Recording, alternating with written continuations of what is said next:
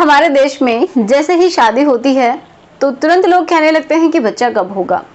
हो सकता है कुछ लोग कुछ टाइम के बाद करना चाहते हो, तो उनके ऊपर आप प्रेशर ना बनाएं, क्योंकि ऐसे हमारे रिलेटिव्स भी होते हैं, हमारे घर वाले भी होते हैं और कुछ आस पड़ोस के लोग भी होते हैं जो आपको बार बार इस चीज़ का एहसास दिलाते हैं कि आपको बच्चे करने हैं, वो आपको हो नहीं रहे हैं। ठीक है, तो ये हो सकता है कि आप अभी करना नहीं चाहते हैं, और कुछ लोगों में ऐसा भी हो सकता है कि वो लोग करना चाहते हैं लेकिन उनको हो नहीं रहा है। ये भी एक्चुअल में बात होती है। तो कब प्रॉब्लम की बात है, पहले हम उसी को जानेंगे और क्या तरीके हैं जिनसे कि आप इजीली कंसीव कर सकते हैं। अगर आपको कोई फिजिकली कोई दिक्कत नहीं है, अगर आपके जो रिप्रोडक्टिव ऑर्गन्स हैं उनमें कोई दिक्कत नहीं है, तो किस तरीके से आप रिलेशन बनाएं, कब बनाएं, ठीक है, कैसे बनाएं, और ये बहुत सारे क्वेश्चन हैं जिनके ऊपर हम बात करेंगे। अगर आप इनको फॉलो करते हैं तो हो सकता है कि आप इजीली कंसीव कर पाएं। ठीक है, तो चलिए शुरुआत करते हैं आज के इस वीडियो की। So my name is Ekta and आपका हम सबका YouTube channel study with me. तो देखिए, ये सबकी इच्छा होती है कि घर में बच्चा हो, लेकिन अगर किसी को कोई दिक्कत है तो कम से कम जो बाहर वाले जो लोग हैं वो स्पेशली उस फीमेल के ऊपर दबाव बनाते हैं। तो ऐसा आप ना करें, क्योंकि वो उनकी इच्छा है। अगर कोई दिक्कत है तो वो उनको हो रही है। आप लोगों को, जो बाहर वाले हैं, उनको इतनी टेंशन लेने की जरूरत नहीं है, क्योंकि आप टेंशन लेते नहीं है, उनको एक्स्ट्रा टेंशन आप दे देते हैं, उनके ऊपर एक प्रेशर क्रिएट कर देते हैं, एक स्ट्रेस आप उनको देते हैं। तो ऐसा ना करें। और आप लोगों के साथ अगर कोई भी ऐसा कपल है जो इस चीज से जूझ रहा है, तो इन लोगों की बातों के ऊपर आप ध्यान ना दें। ठीक है, अगर आपको कोई दिक्कत है तो प्लीज डॉक्टर के पास जाइएगा। अगर आपको कोई दिक्कत नहीं है तो आप क्या करेंगे उसके बारे में बात कर लेते हैं। तो पहली बात तो यही कि कितनी बार करें। तो देखो, ये मेल और फीमेल दोनों के ऊपर डिपेंड करता है। पहली बात तो यही कि फीमेल में कोई दिक्कत नहीं है। ठीक है, फीमेल एकदम सही है और मेल जो है वो भी सही है। तो आपको कितनी बार करना चाहिए? तो देखिए, जो हमारी आयुर्वेद है वो क्या कहती है कि अगर आप सर्दियों के टाइम में रिलेशन बना रहे हैं और आप चाहते हैं कंसीव करना, तो उस टाइम में, मतलब जो नवंबर का, दिसंबर का, जनवरी, फरवरी, ये महीने जो होते हैं, ठीक है, उस टाइम में अगर आप रिलेशन बनाते हैं तो आपका जो स्पर्म का काउंट है वो भी अच्छा होता है। और मेल के अंदर स्पेशली जो शुक्र होता है, ठीक है, शुक्राणु जो होते हैं वो बहुत ही अच्छे लेवल पे उस टाइम में होते हैं। उनका एक तरीके से हम बोल सकते हैं जो सीमन है वो बहुत ही हेल्दी होता है। तो आप कितनी बार कर सकते हैं? तो उस टाइम में अगर आप करते हैं, आप प्लान कर रहे हैं, तो अगर आप डेली भी करते हैं तो भी आप कंसीव कर पाएंगे। लेकिन आइडियली अगर हम देखें तो अगर आप अल्टरनेट करते हैं, एक दिन छोड़ के एक दिन अगर आप रिलेशन बनाते हैं, तो ये ज़्यादा अच्छा रहेगा, क्योंकि उस टाइम में स्पर्म काउंट आपका काफ़ी अच्छा होता है। ठीक है, अगर मेल में स्पर्म काउंट की प्रॉब्लम नहीं है तो ओके। दूसरा है कैसे करें। तो इसके लिए भी देखिए, कुछ लोग ऐसा बताते हैं कि पोजीशन होनी चाहिए। तो ये बात पूरी तरीके से हम ये नहीं कह सकते कि ये बिल्कुल साइंटिफिकली सही है कि कोई स्पेसिफिक पोजीशन होती है तभी होता है। मेन चीज क्या होती है कि जब फीमेल का, मैंने यहाँ पे क्या बनाया, एक गर्भाशय बनाया है, ठीक है, ये वजाइना है, और ये यहाँ पे क्या है, ओवरीज हैं, और ये फैलोपियन ट्यूब है। ठीक है, तो मेन चीज क्या है कि अगर किसी भी फीमेल को, अगर कोई भी यहाँ पे अगर इजैकुलेट करता है, मतलब जो मेल का जो स्पर्म है, अगर वो, ये क्या है, बच्चेदानी का मुंह है, आपको दिखाई दे रहा होगा, तो अगर यहाँ तक स्पर्म पहुंच जाता है तो आप ये सोचिए कि वो तैरते हुए अंदर चला जाएगा। ठीक है, तो बहुत ज्यादा मैटर नहीं करता कि स्पेसिफिक पोजीशन होनी चाहिए। लेकिन फिर भी कुछ लोग मानते हैं कि जो एक मिशनरी जो पोजीशन होती है, जिसमें फीमेल नीचे होती है, मेल ऊपर होता है, तो वो एक बेस्ट पोजीशन मानी जाती है, जिसमें क्या है कि डायरेक्टली जो स्पर्म है वो यहाँ पे इसके जो मुंह है बच्चेदानी का, उसके पास छोड़ा जाता है। इससे हेल्प क्या होती है कि वो इजीली तैर के स्पर्म अंदर चला जाता है, और कहाँ फर्टिलाइजेशन होता है उसको भी हम समझेंगे। ठीक है, इस तरीके से वो इजीली गर्भाशय में चला जाता है। समझ में आ रहा है? क्या कपल का ऑर्गेज्म साथ होना चाहिए? ये भी बहुत इंपॉर्टेंट क्वेश्चन है।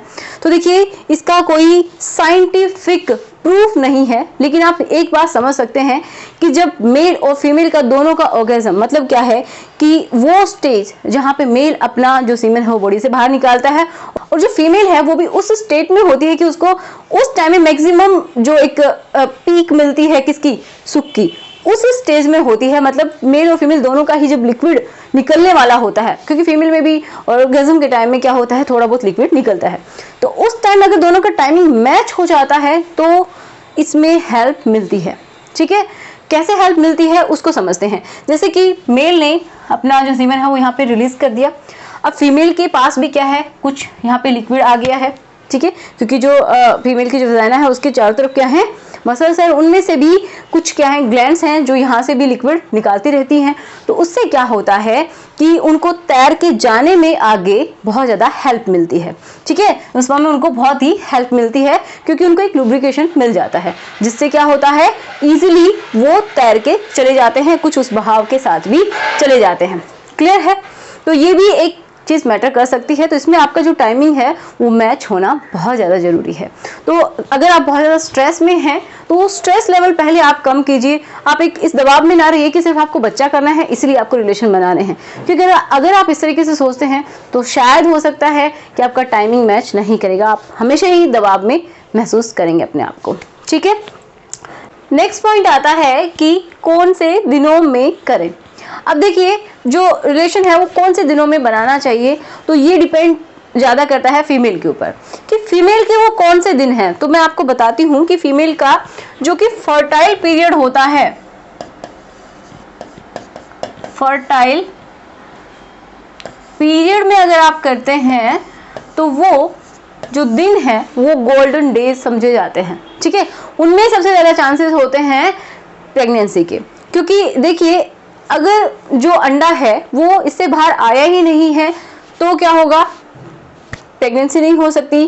और अगर ये आ चुका है पहले ही, और क्योंकि इसकी जो लाइफ होती है वो एक दिन की होती है, ठीक है, मतलब लगभग 24 आवर्स की होती है, तो उसके बाद ये मर जाता है जो अंडा है वो फीमेल का। तो इसलिए सही टाइम का आपको पता होना बहुत ज़्यादा जरूरी है। तो मैं आपको थोड़ा सा बताने की कोशिश करती हूँ। जैसे कोई फीमेल है तो मान लीजिए उसका 28 डेज में उसके जो पीरियड्स हैं वो दोबारा से आते हैं। ठीक है, मतलब 28 डेज का साइकिल है। तो इस तरीके से आपको समझाने की कोशिश करूंगी कि मान लीजिए जिस दिन पीरियड शुरू हुआ उस दिन डेट है 1। ठीक है, तो ये जो जिस दिन शुरुआत होती है वो पहला दिन काउंट होता है। कुछ लोग क्या समझते हैं कि पीरियड्स खत्म हो गए हैं, ठीक है, मतलब जो ब्लीडिंग होती है वो खत्म हो गई, उसके बाद पहला दिन लेते हैं। ऐसा नहीं करना है। जिस दिन पीरियड्स की शुरुआत हुई है तो ये कौन सा दिन है, पहला दिन, दूसरा दिन, तीसरा दिन, चौथा दिन, पांचवा दिन। किसी किसी को और भी ज़्यादा दिन तक ब्लीडिंग होती है, तो हम इतना नॉर्मली मान के चल रहे हैं कि ये आपके पीरियड्स हुए हैं। तो अब आपको काउंट कहाँ से करना है, यहीं से कि आपकी पीरियड्स की शुरुआत हो चुकी है। अब जो नेक्स्ट जो आपका पीरियड आने वाला है नेक्स्ट मंथ, वो कब आएगा, वो आएगा मान लीजिए आपका 28 को। अगर आपका 28 डेज का साइकिल है तो देखिए बहुत सारे लोगों का जो ये पीरियड साइकिल है वो डिफरेंट हो सकता है। किसी का 20 डेज का होता है, किसी का 22 डेज का होता है, किसी का 28 दिन का होता है, किसी का 30 दिन का होता है, किसी का 35 दिन का भी होता है। तो ये वेरी करता है फीमेल टू फीमेल।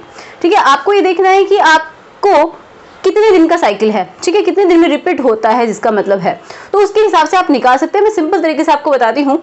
तो आपको करना क्या है कि आपको ये पता है कि नेक्स्ट मंथ आपका लगभग इस तारीख को आपके पीरियड्स आना शुरू हो जाएंगे। तो मान लीजिए वो डेट है 28। ओके, अब आपको करना ये है कि यहाँ से काउंट कर देना है 1 2 3 4 5 6 7 8 9 10 11 12 13 14। ठीक है, मतलब 14 दिन पीछे से आपको काउंट करने हैं। आपको इतना तो पता हो ही जाता है कि कब आपके पीरियड्स रिपीट होते हैं, तो लगभग वहां से 14 डेज काउंट कर लीजिए।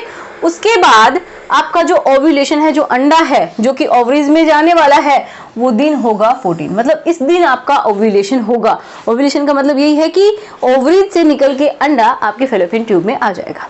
ठीक है, तो ये वो दिन होता है। तो ये तो बहुत ही सिंपल हो गया। किसी का अलग अलग डेट्स होती हैं, तो जिसके बेसिस पे आप निकाल सकते हैं। तो मोटा मोटा अगर समझें तो मान लीजिए किसी में थोड़ा बहुत आगे पीछे हो सकता है कि आपकी काउंटिंग में थोड़ा बहुत हो गया हो, मिस्टेक हो जाती है थोड़ा बहुत, वैसे भी बिल्कुल फिक्स नहीं होता, किसी का थोड़ा आगे आ जाता है डेट का टाइमिंग जो है वो, या फिर किसी का पीछे चला जाता है। तो आप क्या कर सकते हैं कि 14 से आप क्या करेंगे, 3 दिन मान लीजिए पीछे ले लीजिए, ठीक है, और 3 दिन ही आप आगे ले लीजिए। तो मेनली ये जो दिन है ये आपके गोल्डन डेज होते हैं, ठीक है। ये जो दिन है ये 7 दिन ये गोल्डन डेज होते हैं। और कोई थोड़ा बहुत जिसको बहुत ज़्यादा शंका है, नहीं पता है कि क्या हो सकता है, तो +2 और कर सकता है, ये दिन और पीछे और आगे भी आप ये ऐड कर सकते हो। तो कुल मिला के ये जो दिन हो गए आपके 10 से 11 दिन, ये आपका गोल्डन पीरियड है, ठीक है। इन दिनों में अगर आप रिलेशन बनाते हैं तो आपका जो फर्टिलाइजेशन है वो होने का चांसेस सबसे ज़्यादा रहता है, मतलब कंसीव करने की जो कैपेसिटी है वो सबसे ज़्यादा होती है। मान लीजिए कि आपको इस दिन जो अंडा है वो रिलीज हो गया, अगर आपने पहले वाले दिन भी रिलेशन बनाए हैं तो स्पर्म वहाँ पे पड़े होंगे और आपका जो अंडा है फर्टिलाइज हो जाएगा, ठीक है। अगर आपने इसी दिन रिलेशन बनाए हैं तो भी हो जाएगा, अगर आपने 15 को बनाए हैं तो भी हो जाएगा, क्योंकि अंडा एक दिन के लिए मतलब 24 आवर्स के लिए लगभग जिंदा रहता है, ओके। लेकिन जो स्पर्म है वो लगभग 72 घंटे के लिए जिंदा रह सकता है, 48 से 72 घंटे का टाइम होता है, तो वो जिंदा रह सकता है। समझ में आया होगा। तो इन दिनों में अगर आप रिलेशन बनाते हैं तो आपको फायदा होगा। अब इनका पता नहीं होता तो थोड़ा बहुत आपकी बॉडी में भी चेंजेस आते हैं कि कुछ तो किट आती हैं, ओव्यूलेशन किट, जिनसे आप पता कर सकते हैं कि आपका ओव्यूलेशन डे कौन सा है, ठीक है। कुछ LH किट आती हैं कि आपका जो LH जो हार्मोन है, ल्यूटेनाइजिंग हार्मोन, वो बताता है कि आपका ओव्यूलेशन कब होने वाला है, उसकी हेल्प से आप समझ सकते हैं।